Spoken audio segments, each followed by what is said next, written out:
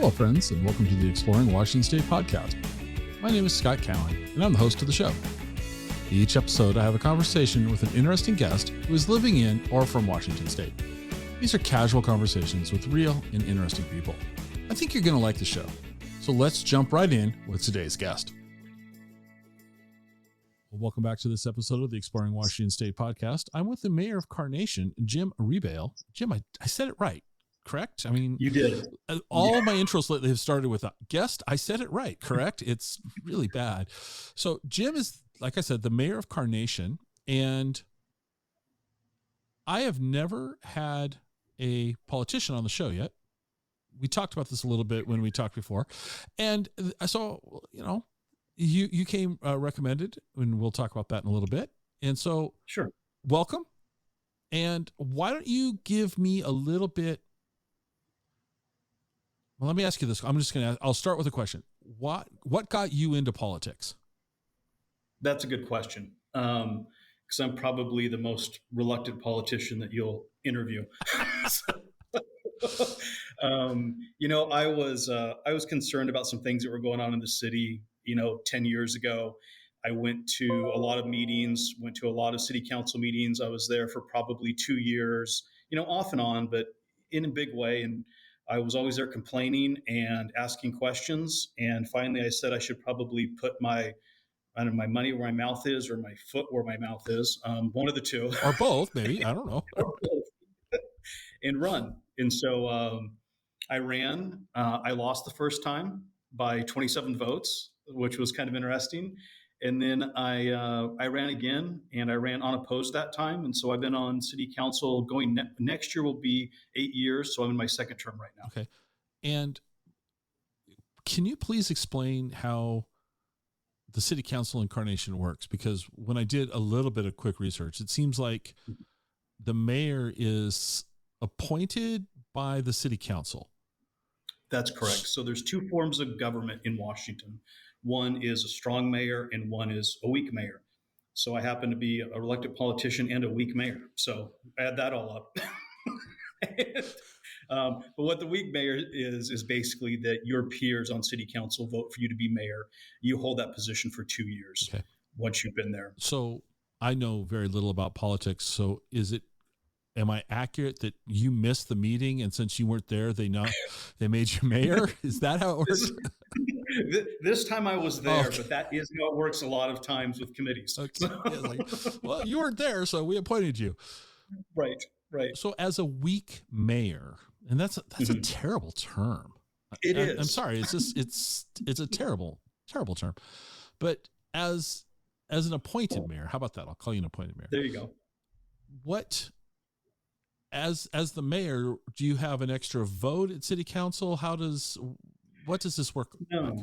No. So really it's kind of a ceremonial role where I get to run the meetings, sign proclamations, sign official documents, okay. But all of the votes on city council are equal. And so that's the nice thing about it is with, a 5-member council, in order to get anything, accomplished or passed through city council, you have to get 3 votes. So we're all on the same playing field. Okay. So it's nice. And then we have a city manager who takes direction from our votes and our councilmatic decisions, and then she implements that direction. All right. So you're kind of the steering committee, and the city manager's the person that executes the decisions? Exactly. Okay. All right. Exactly. Yeah. Typically at the beginning of the year, we will have a retreat in January, February. We'll set out a list of objectives that we'd like to accomplish that year. Mm-hmm. And then the city manager really works off those, along with all the other surprises that happen along the year that come up. But we have a good set of 10 goals usually we want to accomplish. All right. Well, let's talk about those 10 goals. What 10 goals did the city of Carnation hope to accomplish in 2023? The full list is, I'll try to remember it as I go, but our number one priority that we have wanted to do was we've done a downtown remodel. So we just finished 2 years ago part of our Main Street, which is called our CBD, or our Central Business District. Mm-hmm. New sidewalks, wider sidewalks, planting areas, new street lights. It's really been a huge upgrade to the city. We wanted to complete a phase two of that. So in the next couple of weeks, we just got new sidewalks in phase two, and we're doing an asphalt overlay on Highway 203 Mhm. to do phase two. And then after that, our goal has really been kind of economic diversification in the city. We are the smallest city in the Snoqualmie Valley. Okay. By far, we have about 2,300 residents, but we're kind of unique where we're kind of in the middle of the valley, and we converge on two rivers, the Tolt River and the Snoqualmie River. We have a lot of outdoor recreation activities. We have a great park system. In fact, not in our city limits, but just outside of our city limits is the largest park in King County, which is Tolt McDonald Park. That's the And largest park. I did not that I yeah, am the expert of King County park sizes, but I did not. I wouldn't have been surprised by that answer. Okay. yeah, yeah. So it's a great park, and so we like to do. There's a lot of recreational activities, and then the last few years we've really developed into a music location for in the valley, and it's what we're really trying to promote. One of the things we're trying to promote in the valley and in Carnation itself. What we got to offer with that. What was the inspiration to become focused more on music? I would love to say that we were geniuses on city council and we thought it all up and we implemented a fantastic plan, and it's all going to our plan accordingly. But sometimes we're lucky. So, and I really need to give credit a lot to Morgan Henley. Morgan Henley has been a lifelong resident of the Valley, and Morgan Henley presents. And Morgan Henley has done two main um, festivals in Carnation. One is Brody Nation, and that's July 11th through the 14th. And then there's a Carnation Block Party, which is on June 22nd. And Brody Nation, I think this year, and Morgan will call me if I get this wrong, but he either had 30 or 50 bands at Brody Nation. And it's a multi-day event, and it's a very cool event that happens. And then Morgan was also responsible for booking a lot of local bands in the local restaurants and bars in the area Mm-hmm. and in Carnation.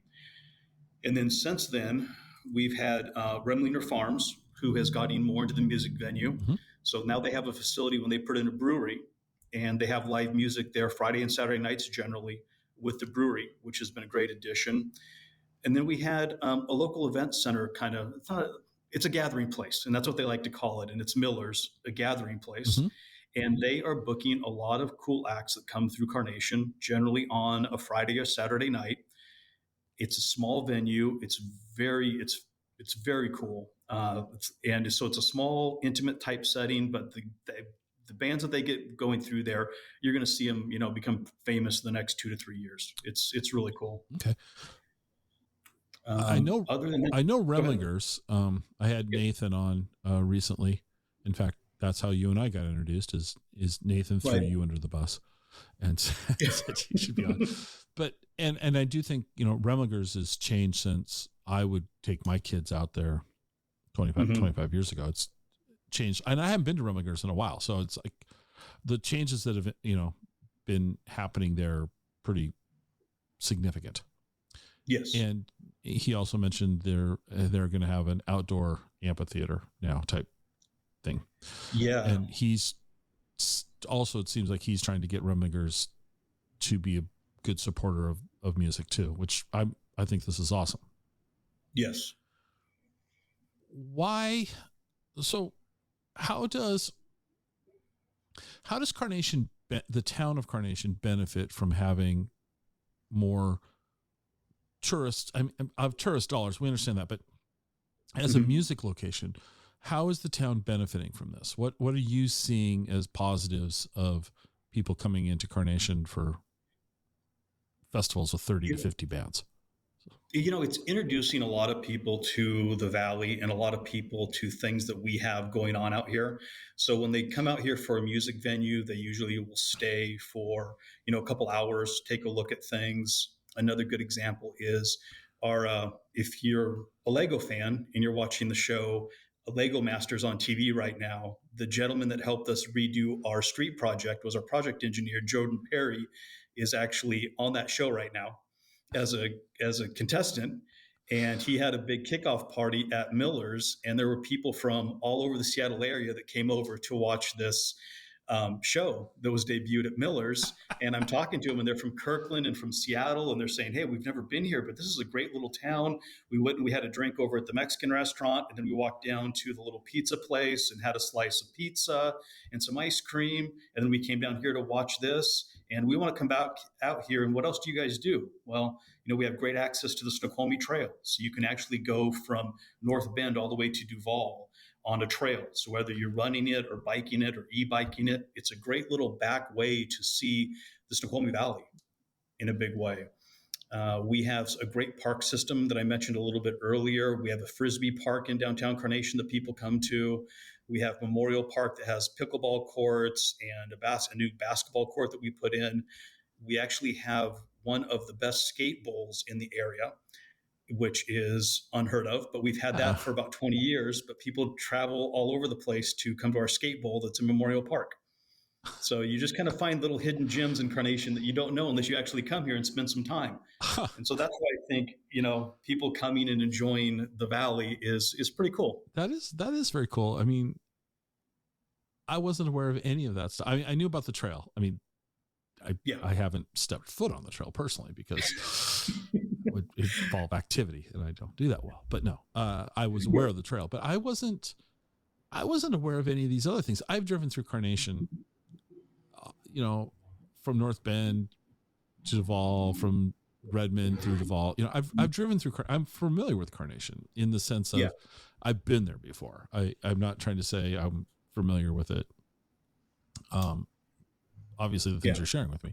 I stopped at why did we go through there the other day?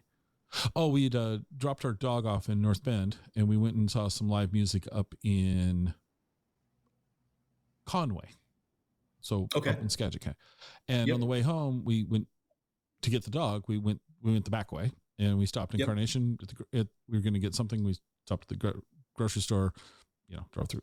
That was the last time I was through there. And then, so it's not a surprise to me. Like you say, when people go, "We've never been here before." I'm like, huh, but, but I wasn't aware of all these things. So what do you know about the history of Carnation?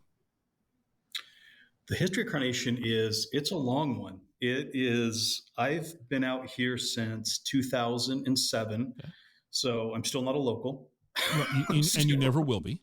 No, that's fair enough. You never will be, probably. But we actually have a great historical society that's in Carnation, that they have a museum house that's opened up on the weekends down at Carnation Tree Farms. But, we started out as the city of Tolt. And before that, the Snoqualmie Valley tribe, this was some of their sacred grounds down here. Actually, the city of Carnation, it's very important to them. And when the city was incorporated, we incorporated into the city of Tolt. Mm-hmm.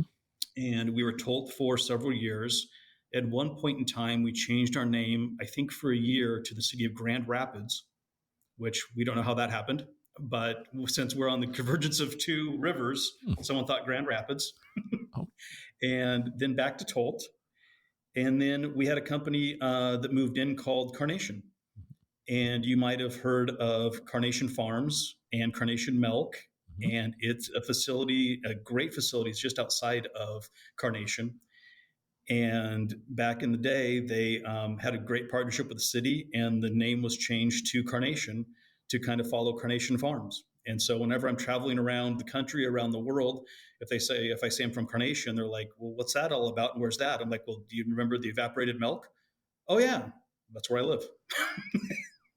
I thought I read somewhere that when they changed the name from Tolt to Carnation, there were some unhappy folks. They did. Yes. This predates you and I. I mean, this is way before us. But I thought I read somewhere that they changed the name back to Tolt, but they left the name of Carnation on the city hall and all of that.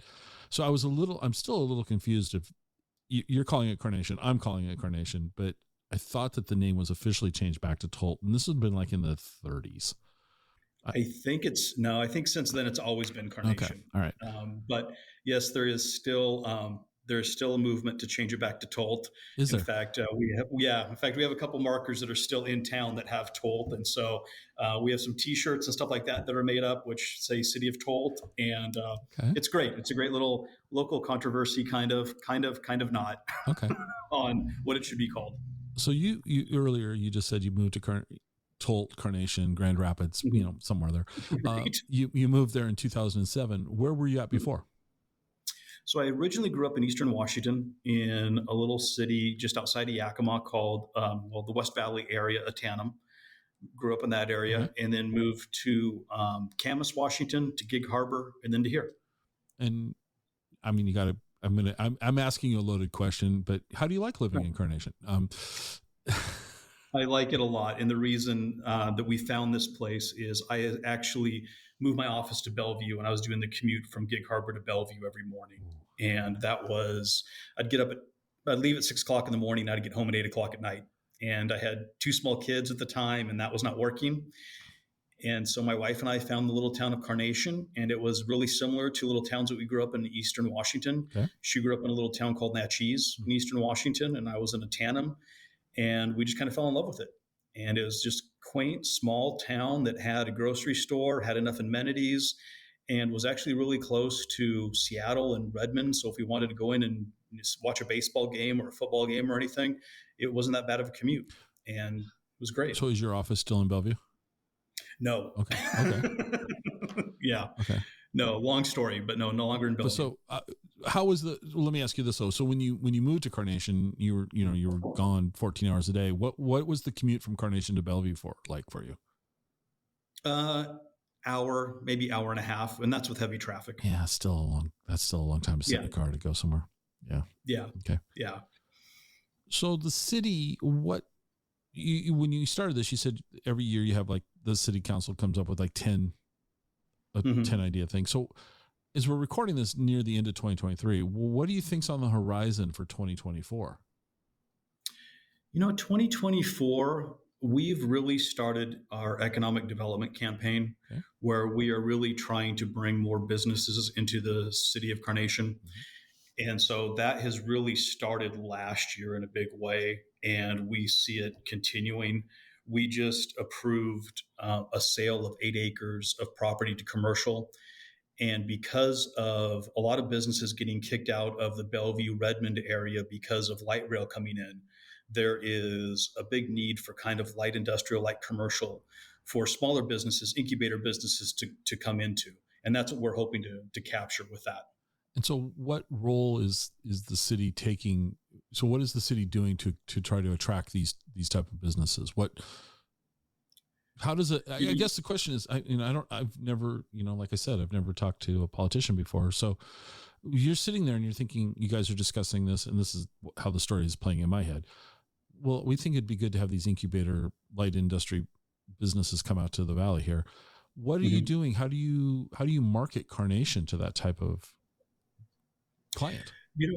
There's a few things. The developer that is part of it already has people that want to move out to Carnation because they're already losing their spaces in areas. Okay.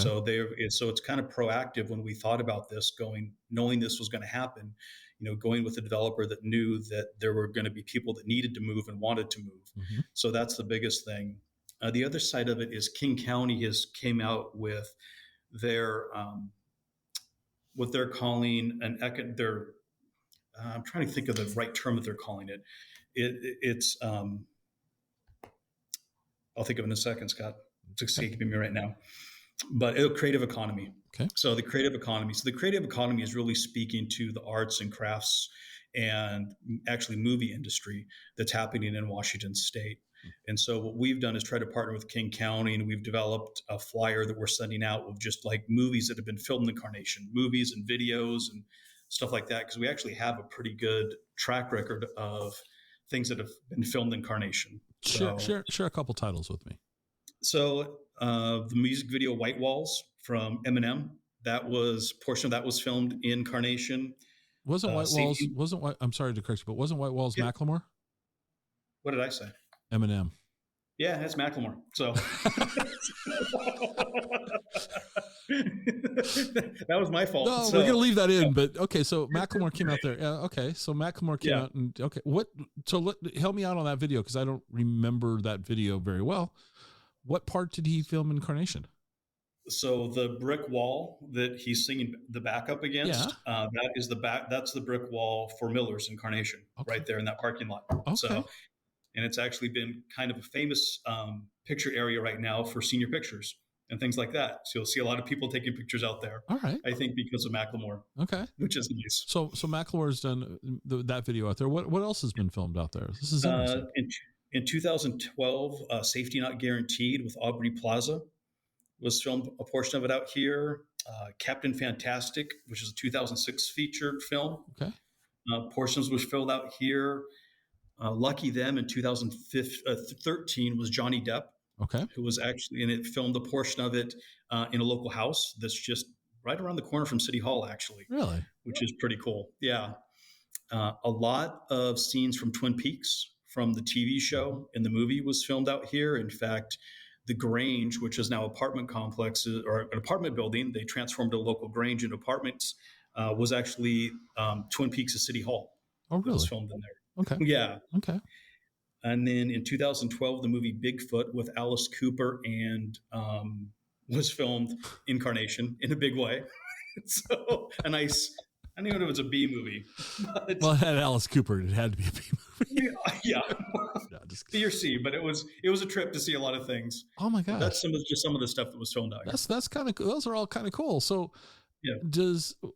Is the city involved? I mean, how does a community, I mean, when I think of films, I'm thinking that they're blocking the streets or they're asking locals to be, extras and things like that. So is the city involved in these type of projects? We're involved in the sense that we would like to promote what we have in the valley for people to be able to shoot and stuff like that. Mm-hmm. If they need permits and stuff like that, we definitely try to streamline them as much as we can. And then just getting out and helping promote as much as we can with our local partners. A good example of that was Remliner with Seattle Theater Group. And Seattle Theater Group wanting to, come out here and start to do more concerts and partnering with them and with King County in helping, saying, hey, this is something that we want to bring to the valley, and helping even Remliner clear some of the hurdles with the county as far as getting permits to do that. Okay. We're working in a very similar fashion with Carnation Farms. Carnation Farms is actually starting up their concert series also again next year. And they had a lot of acts come out last year to do that. So they started a Sunday afternoon concert, which was very cool. And so we're just trying to help parlay that as much as we can. I like to hear that you guys are being very, cooperative. So many communities have, whether it's fair or not, communities have a bad rap of not wanting to, not in my backyard type thing, or, they're not. Yeah. And I think as communities evolve, you said your wife's from Natchez. Yeah.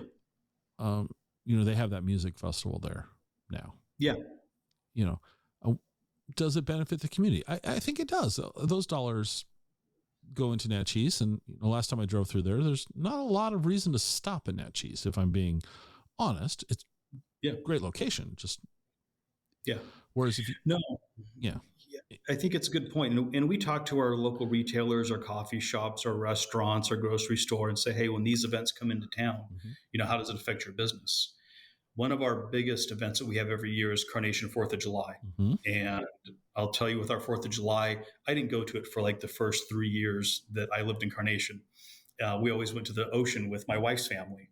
And for some reason, somebody was sick and we happened to stay and one 4th of July. And I went down there with my wife and kids. And I looked at my wife and I said, we're staying here every 4th of July. So what was so compelling for you that It was just classic Americana 4th of July. Okay. It was a giant parade in downtown. The whole town kind of just shuts down. There were 3-on-3 basketball tournaments for kids and adults. There was a whole kind of market festival area. Okay. A great traditional fireworks show at the end of it. And basically from 10 o'clock at night till 10 o'clock in the morning till 10 o'clock at night, there's something to do at the 4th of July in Carnation. And it was just a blast. And so we stayed here, and that is even a huge economic boom to our local businesses because it draws people from all over the place Okay. to come and visit Carnation. Um, approximately how old are your kids? Are they teens? No, so my daughter just went to college, so my daughter's 18 Okay. and my son is 21 now. So they grew, but they were teens in Carnation. They went through elementary school all the way through. Yep. How, in your opinion, how did they as kids like living in Carnation? It was great. Okay. It is just kind of a small town. You could, my kids and all the other kids in our little subdivision, we called it the herd. And we would just make phone calls about where the herd's at any given point during the day. And they were at one of my neighbor's house or that neighbor's house. Okay. And at the end of the day, they came home. So it was a lot of fun. Okay. That's good. Yeah. You got, yeah. And so your daughter's off to college. Yes. Local in Washington State? Both of them in Oregon. Oregon. Okay. Yeah. See, we don't talk about Oregon on the show. Sorry. Sorry about that. Yes, I asked. It's my problem. No, just kidding. Right. Right. All right. And so I told you when we were going to do this, these would be a little bit shorter than my usual episodes. So because it's designed, I really want to we're talking less about you and we're really talking about Carnation. Yeah. But I'm going to ask you some questions I ask my normal guests. So I got 3 questions I want to ask you, and I'm going to ask 2 now, and we'll save one up for the end. So this is where you get to put your cheerleader hat on for Carnation. Perfect. So I'm going to get to Carnation, and I'm going to want, I drink coffee. Coffee is my thing. I love coffee. Where's a great place for me to get a cup of coffee in Carnation? We have 2. One is Sandy's Espresso. Okay. And that is the local coffee shop. And it is right on the corner. They just did a great remodel, and they have a nice outdoor sitting area with a porch and heaters if you need them. There's a drive-through also for Sandy's. They put in a little conference room also. So if you need to have like a little meeting with somebody, you can go into a little kind of private conference room. It's a great little local treasure. So one thing Sandy's. I didn't ask you before I asked that question, are you a coffee drinker? I am. Okay. So what's your go-to coffee? What do you, like you and I are going to go to Sandy's, what are you ordering? Yeah, that's a really good question because I change all the time. So the baristas look at me and just kind of go, what are we doing today? Yeah. So all right. I will go from an Americano to a mocha, typically depending on what the scale looks like that morning when I step on it. So I'm the plain black coffee drip pour over. I'll do an Americano. I have nothing against more artistic drinks, but my scale just tells me it's always plain coffee for you, Scott. It's just go. Okay. All right. So part 2 of this question, or same vein, I'm going to get there around lunchtime. So I've now had coffee. Now I'm going to want to get something to eat. Where should I try for lunch in Carnation? Well, we have Carnation Cafe, which is the famous home of the standing sandwich. And so you'll have to go to their website and take a look at that. All right, now I love open hooks, but we're gonna close this loop. What on earth is a standing sandwich? It's how they slice it and put it up on edge. Okay. It's presentation. Okay. It's pretty cool, but it's Don does a great job over there. All right. So that's a great place to eat. Ixtapa, which is our local Mexican restaurant, is fantastic. There's a few Ixtapas in the valley, and it seems like everybody kind of has their favorite one, but we have people that will travel from other places to come to this Ixtapa because they like how they do things a little bit differently. Okay. And they'll do stuff a little bit differently. So it's kind of unique. All right. And then I would be remiss if I did not shout out a couple pizza places because both of my kids worked at competing pizza places in the city. So my son worked at Red Pepper Pizza and my daughter worked at Blake's. And they're both fantastic places to grab a pie. So, all right, I'm putting you on the spot. Yeah. You're the mayor. Yes. I'm not going to ask you to pick a favorite. I don't want to harm your political career. But I will ask you this: at those 2 pizza places, what are you ordering? What's your go-to pie? So at Blake's, I actually like their grinders a lot. Okay. They do a great grinder, and it's called the T-Furno, which is a spicy pepperoni hot sandwich, which is great. Okay. They also do a fantastic meatball sub there, which is solid. Awesome. Yeah. Very solid. All right. Yeah. And Red Pepper, I just like their pepperoni. So all right. So you got pretty classic Yeah. taste. You're not, okay. Yeah. All solid. Those all sound solid. Yeah. Okay. All right. What do you hope to see Carnation do in the next 3 years? What do you hope to see? We're forecasting out a little bit. This is where you get to put on your mayor hat and be a politician type thing. But what do you hope to see Carnation do in the future? The biggest thing for me is just economic diversification for Carnation, because single family homes don't produce the tax revenue that you need in order to keep streets maintained, public works going, all of that. You need more of a commercial entity to help make that happen. Okay. You need more retail presence. You need more commercially zoned areas that can actually help with that economic diversification. Okay. If you don't get that in a city, and I think I've seen other cities kind of look at this, is I personally think that single family homes, you need to have a diverse economic footprint in a city to make it sustainable. And right now we've really been, had a lot of single family homes go in, and we need that diversity for a couple reasons. One, on the commercial side of things, for higher tax revenue to help us with things. But also, and I think in Washington State, something that we've really missed is that smaller footprint starter home. And it's for those people that want to, they can't afford, the classic McMansion that you've heard for the last 5 or 10 years out there. But, townhomes, things like that, that'll actually give people a realistic entry point into owning a home that they can gain, equity in, and later on start to move up in. I think that's the big thing. 100% agree with that. That's throughout Western Washington, even Eastern Washington, housing prices have become very inflated, and very difficult for people to be able to purchase a home anymore. Yeah. No, and it's tough because I see it all over my other job my real job that I have. I deal with a lot of fire departments around Washington State. Okay. And so I get to see the growth around Washington State. And the one thing that concerns me is we're getting a lot of top-down direction from the state and the counties to build homes and to do things. But that's a two-way street. They also have to provide the infrastructure at their level in order to support those homes. So there's something when the state calls us up and says, hey, you have to build, and this is a true story. I sat in a meeting and the state said, hey, you have to build 800 new homes in Carnation. And I said, well, you're crazy. Because I said, I'm sure this makes a lot of sense in a boardroom in downtown Seattle on a whiteboard, but out here with our infrastructure, it doesn't make sense. So until the state and the county can improve their infrastructure and their capacity, we're not building 800 homes in Carnation. It's out of the question. And I think they're starting to hear that a little bit, but it needs to be a wholesale change at the state and the county level to listen to smaller cities about what they really need with infrastructure in order to, I'm just going to call them these unfunded mandates that we get handed down from the state and county level. Well, 800 homes, that's 3,000 new people in Carnation ballpark, Yeah. And that's, and we're 1,500 cars.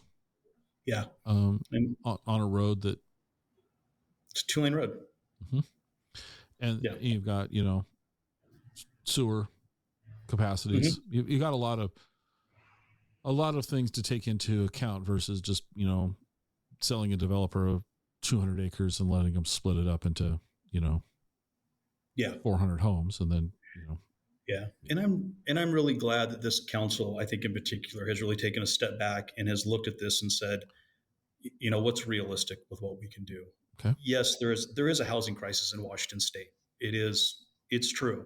But what's our obligation with the level that we're at, with all of our concerns as a city, that we could realistically, accomplish in a city without endangering people, frankly. Right. And so we've taken a strong stance with it.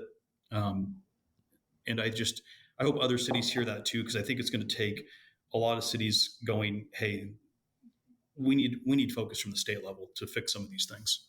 Fair enough. Okay. Yeah. 2 questions to go. Sure. You ready?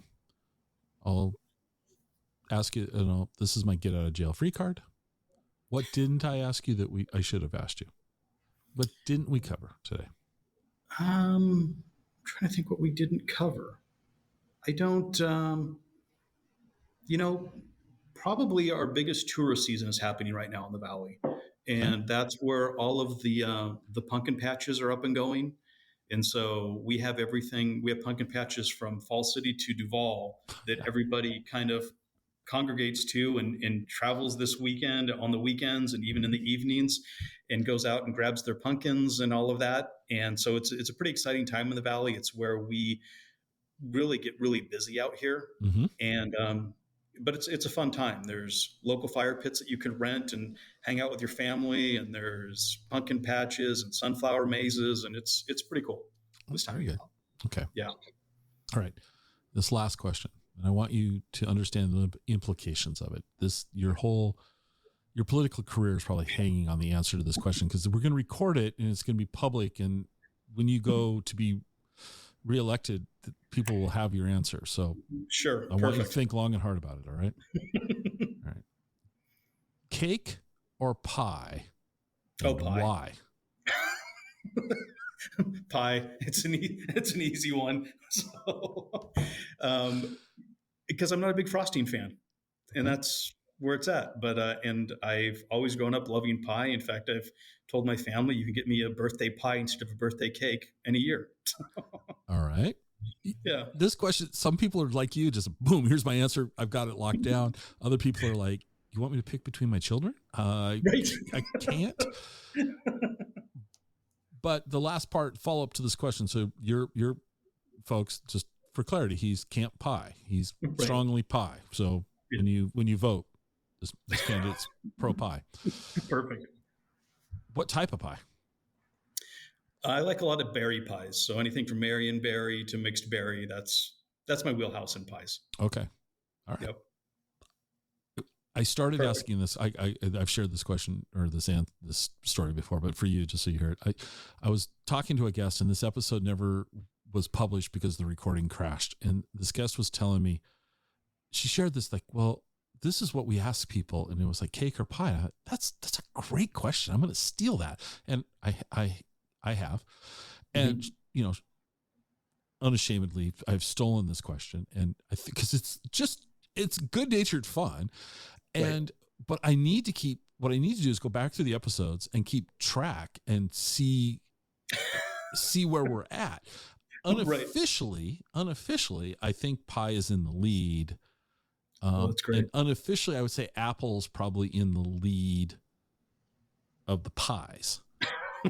But there's been some guests that are like, their eyes get big and they're like,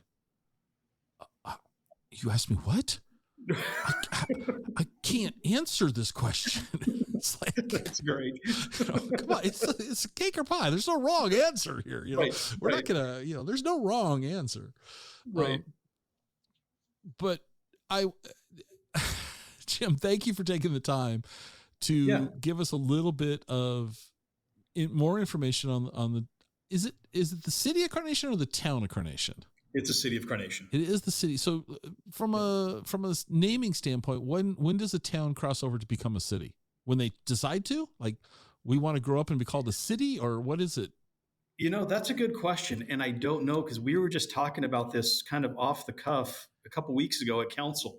And I don't think we ever got the answer to it, because we were wondering just what the difference is when people start talking about that back and forth. But I don't know the answer to that. I don't know if there's like a threshold, like you hit 1,000 people and you're now a city, or and is there a benefit to be a city versus a town? I don't know if that's anything in the charter or anything like that that makes a difference, really, what you're calling it. Yeah, I never knew. So, but thank you for shining a light on Carnation, and really appreciate your time. Thank you. I appreciate it. Hope you enjoyed the show. You can reach me on Twitter at ExploreWaState. I'd love to hear your comments. You can also visit our website at explorewashingtonstate.com. If you know anyone who would like the show, it'd be amazing if you'd share the show with them. This is the biggest way that we grow this show. Good old word of mouth. Glad you were here with me today, and I hope to have you listening to the next episode. See you then.